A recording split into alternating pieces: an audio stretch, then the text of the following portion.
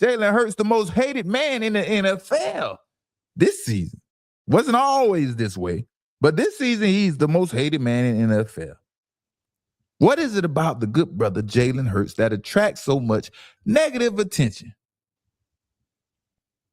Is it people don't like that he's that he can't be a traditional quarterback? He doesn't play the quarterback position they want him to play like they want him to play it? Is it because people, discredit his success because he was on such a talented team? Why does the man receive so much hate? I don't know. And yes, Jalen Hurts was getting hated on from the start. Now, being critical is not hate. So the people that's critical of Jalen Hurts don't take it as hate. But Jalen Hurts, man, he gets negative attention coming for him in all sorts of directions and angles. Any day of the week, you will see someone pop up taking a jab at Jalen Hurts, man. And it'd be unnecessary sometimes. But for him to be the most hated man in the NFL, and he barely says anything, it just doesn't make any sense, man. It just doesn't make any sense. Jalen Hurts named NFL's most hated player by fans, ahead of Deshaun Watson and Daniel Jones. Whew. Tough company. The Philadelphia Eagles quarterback topped the rankings based on negative social media engagement and fan reaction data. The findings illustrate how rapidly perception can evolve in a quarterback-driven league. Hurts now leads a list featuring established veterans, emerging players, and several polarizing names. Look up the list for me while I got this going. Hurts' placement at number 1 is notably given his early popularity. He and the Eagles drew widespread support prior to their 2024 Super Bowl win. Championship success often brings increased scrutiny, particularly for a franchise quarterback in prominent markets. Yeah, Philadelphia is not just a prominent market. It's the roughest, toughest market of them all, baby. They hate you one day and 23 hours later, they like it. The study indicates sentiment may have shifted following Philadelphia's title run. Daniel Jones and Justin Fields also appear in the top 10 or both the most loved and most hated list on both of them.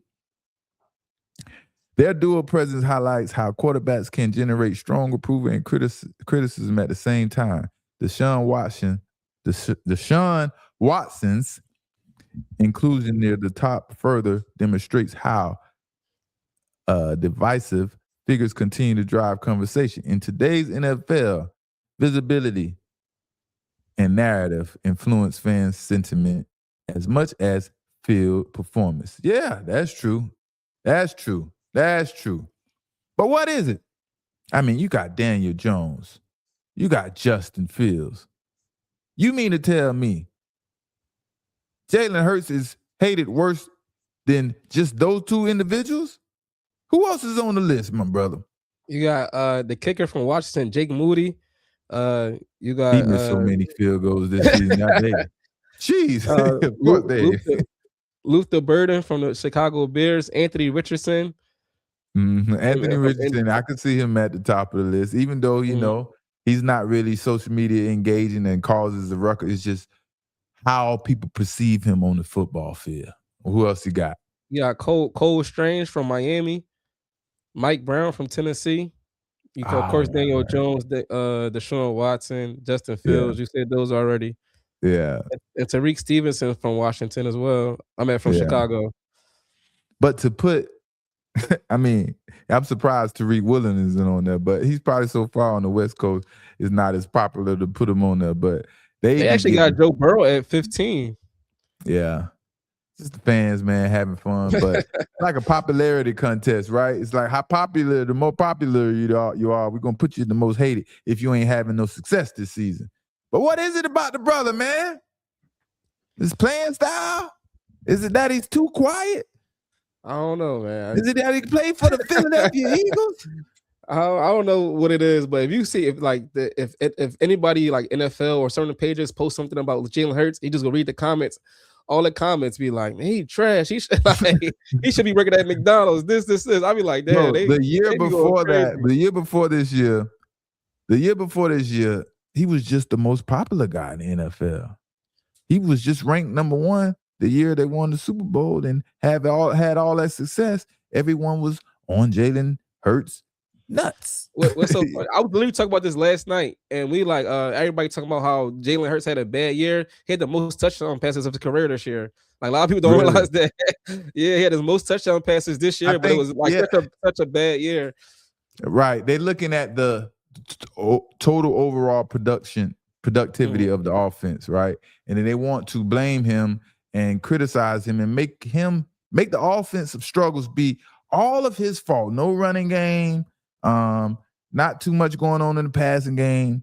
Kevin Patullo trying to learn his new players and things like that.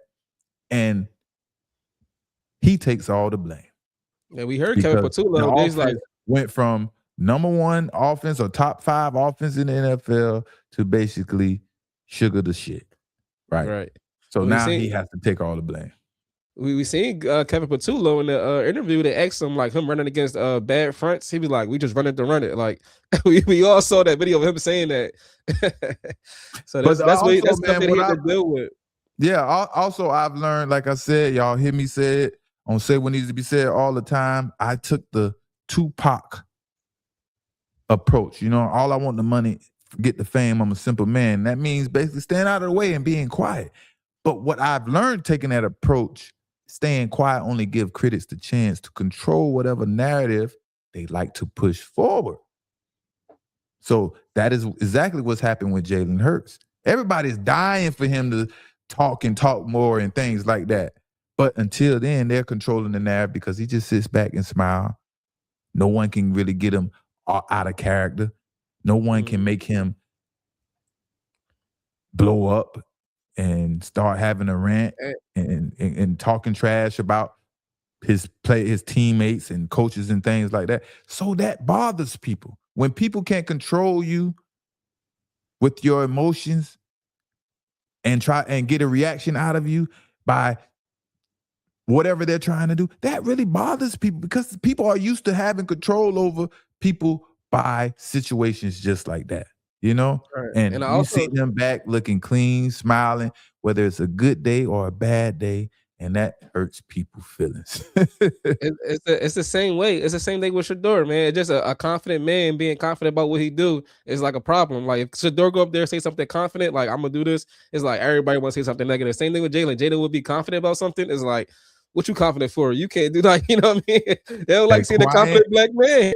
A quiet, confident black man who isn't concerned with the outside noise. Bothers the mess out of him. And the fact that he's a quarterback in a quarterback-driven league just bothers everybody.